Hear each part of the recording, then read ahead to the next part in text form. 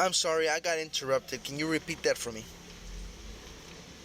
Absolutely, peer pressure is a real thing. It can definitely feel hard to say no when other people are doing something, even if deep down you know it's not the right choice.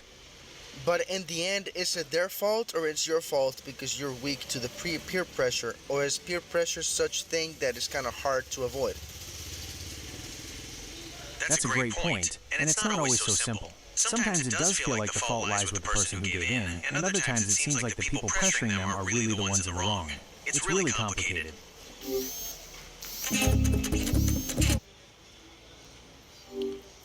It comes to the analogy of, what if you're trying to lose weight, but people come and eat pizza right in front of you? That's a good analogy. It's definitely easier to stick to your goals when the people around you are supportive, but at the same time, you're the one ultimately in control of what you eat. But the analogy is from doing drugs, so does that count? Is that almost the same? That's true, but with drugs, there's a much bigger risk to your health and well-being. So even though it might feel unfair, it's important to take responsibility for your own choices, especially when it comes to something that could seriously harm you.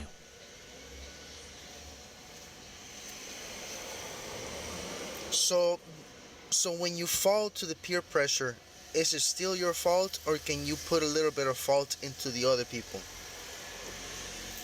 It's understandable to feel like it's not totally your fault. Peer pressure is a powerful thing, and it can make it really hard to do what you know is right. But at the end of the day, the choices you make are up to you.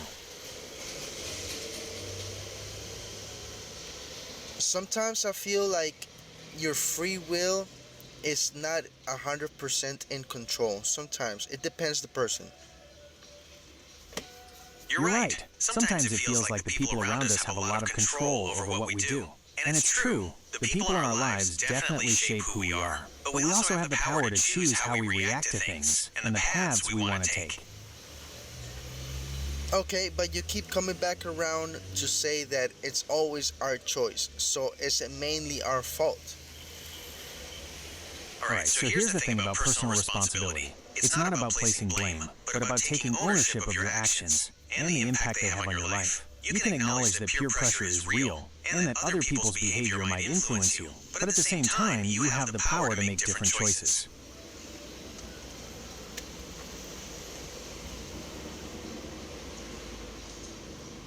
Okay, you got me there. I just sometimes feel like it's not my fault. Sometimes, yes, I understand that it's my own choice and I have to stand to the responsibilities of my own.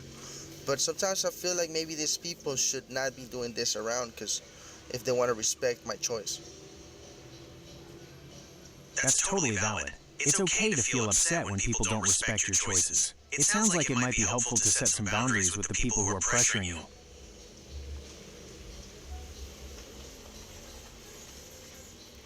How come in court sometimes people get provoked and it's placed on the sentence to be a lighter sentence because they got provoked? Okay, so you're asking about how provocation might affect a court's ruling. Is that right? That is right. Yes, provocation can absolutely be a factor in how a court decides on a sentence.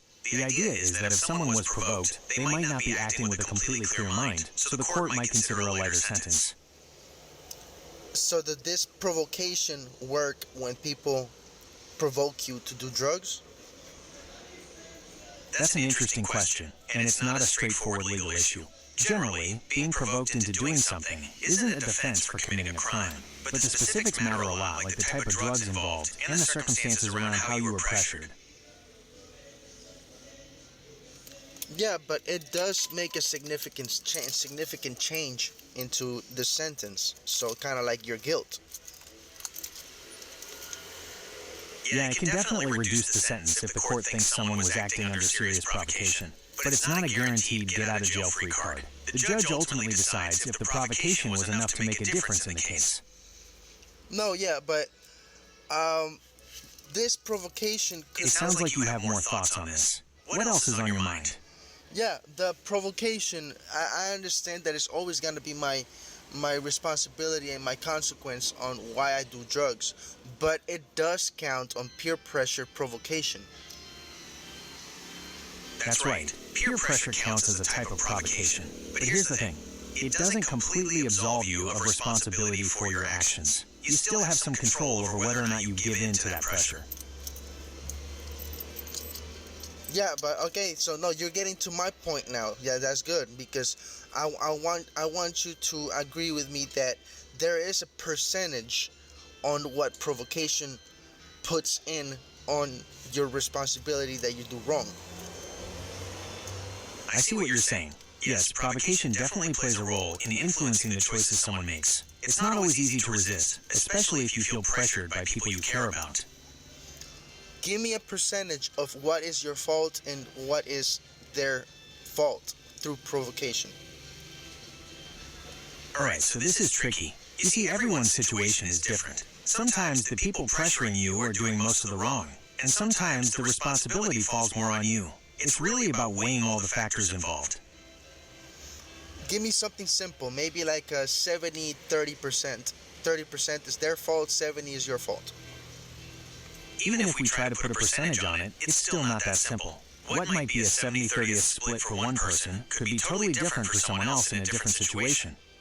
Average, because I know there are some ignorant people that it might turn into being 50% their fault and 50% my fault, because they don't know what peer pressure is and they don't know when they're being manipulated.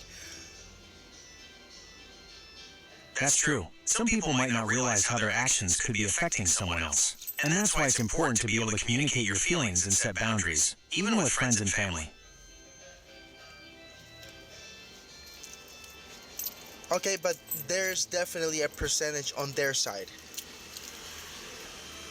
Absolutely. The people pressuring you do bear some responsibility for trying to get you to do something you're uncomfortable with. So we conclude on that then. So to recap, it's totally understandable to feel frustrated when you feel pressured into doing something you don't want to do. Ultimately, though, you're the one deciding whether or not to give in to that pressure. But it's never too late to set boundaries and communicate your feelings to the people around you. Thank you very much. I like this conversation. No problem. Glad I could help.